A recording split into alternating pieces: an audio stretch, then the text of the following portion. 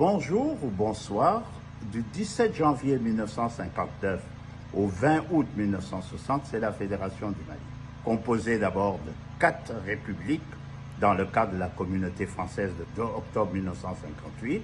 Il s'agit de la République du Sénégal, la République du Soudan, la République de la Haute-Volta et la République du Dahomey. Seulement, dès le 14 février 1959, le Dahomey va se retirer et le 29 février 1959, ça va être au tour de la Haute-Volta. Il restera juste 2 États, le Sénégal et le Soudan.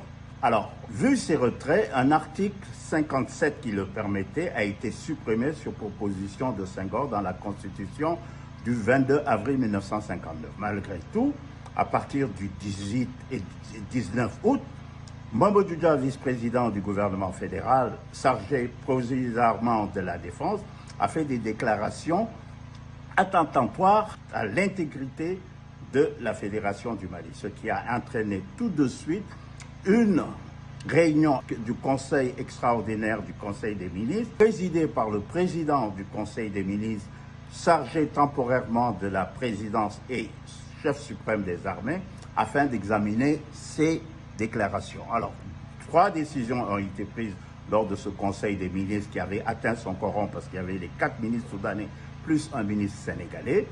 Il s'agit premièrement de mettre en place l'état d'urgence.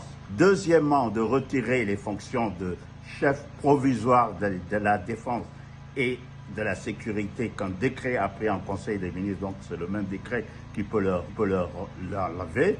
Et également mettre en place une structure de sécurité afin d'assurer la tranquillité au sein de la capitale fédérale, étant donné qu'il y avait du remous, des manifestations pouvant surgir d'un moment à l'autre pour demander, les partisans de Mamadou Dia, demander la sécession. Alors c'est sur ces entrefaits que le colonel Abdoulaye Soumaré, chef d'état-major des armées, a été convoqué pour prendre des mesures de protection.